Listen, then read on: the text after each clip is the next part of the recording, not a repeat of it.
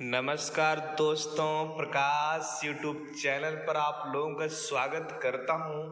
दोस्तों, इस बार विज्ञान के चुनिंदा प्रश्नों के साथ आइए समय को देरी न करते हुए सीधा प्रश्नों की तरफ चलते हैं। हमारा पहला प्रश्न स्क्रीन पर निम्नलिखित में कौन सा एक जड़ नहीं है?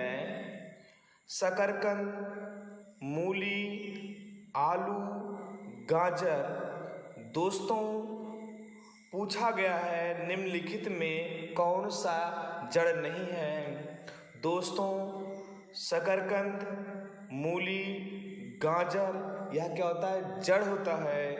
आलू एक तना है, इसलिए सी ऑप्शन सही है। आइए अगले प्रश्नों की तरफ चलते हैं। हमारा अगला प्रश्न है, अवस्तंभ मूल पाई जाती है?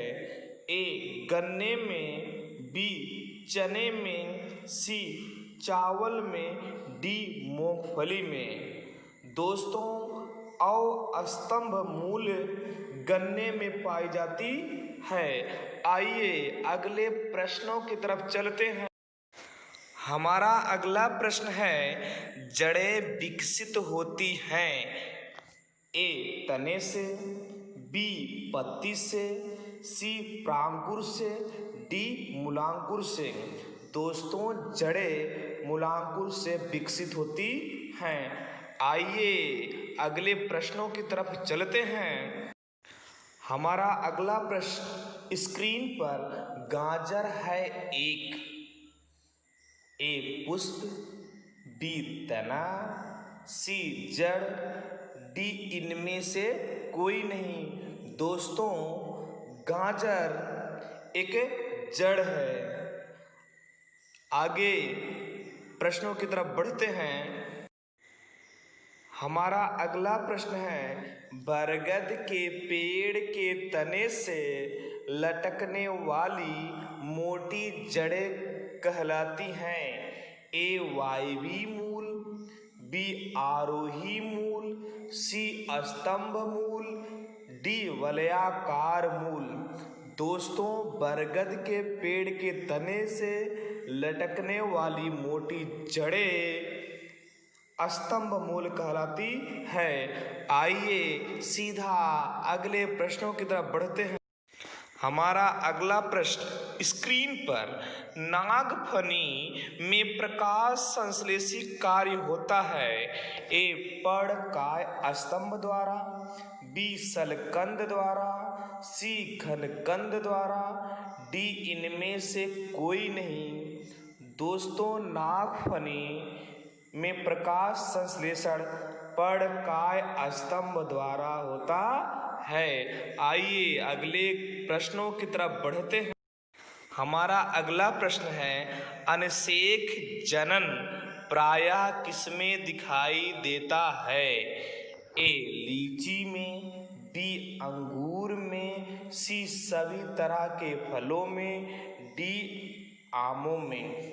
दोस्तों, अनशेख जनन प्रायः अंगूर में दिखाई देता है। आइए सीधा अगले प्रश्नों की तरफ बढ़ते हैं। हमारा अगला प्रश्न है, निम्न में से कौन सा एक मानव निर्मित धान्य है?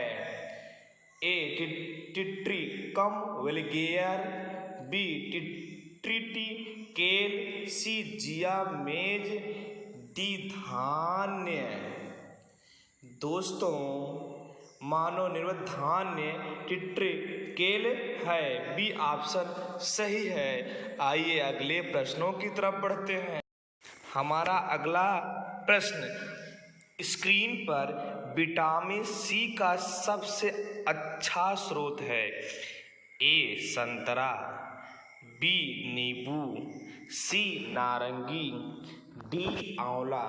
दोस्तों, सबसे अच्छा विटामिन सी का स्रोत आंवला होता है।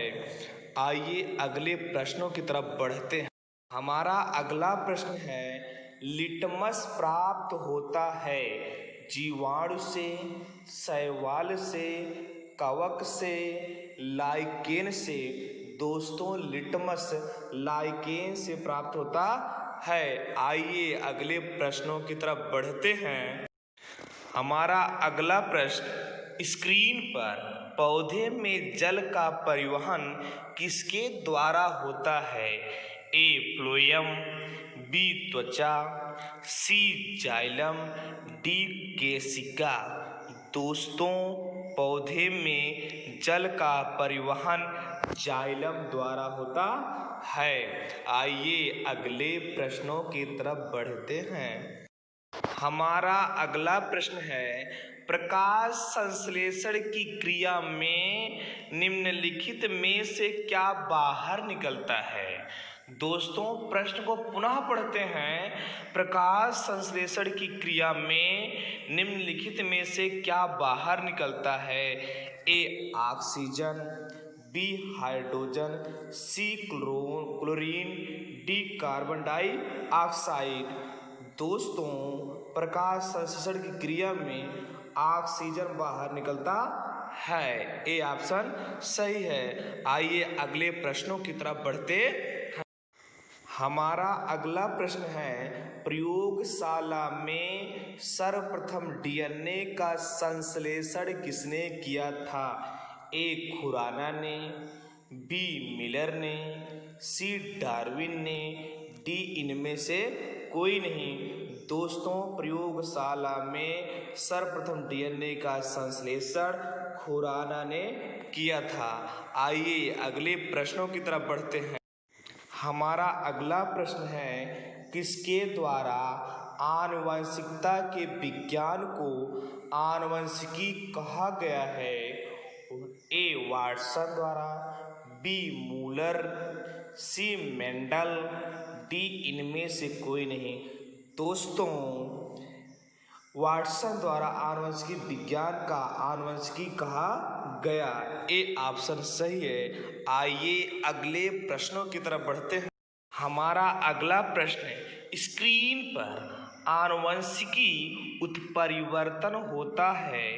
ए क्रोमोसोम, बी राइबोसोम, सी आरएनए, डी इनमें से कोई नहीं। दोस्तों आनुवंशिकी उत्परिवर्तन क्रोमोसोम से होता है। आइए अगले प्रश्नों की तरफ बढ़ते हैं। हमारा अगला प्रश्न है, जीन शब्द का प्रतिपादन किसने किया? A D Pant, B Johannsen, C Mendel, D Darwin. दोस्तों जीन शब्द का प्रतिपादन जोहानसन नामक वैज्ञानिक ने किया था। आइए अगले प्रश्नों की तरफ बढ़ते हैं। हमारा अगला प्रश्न है, कौन सा अंगक प्रायः जंतु कोशिका में उपस्थित नहीं होता है?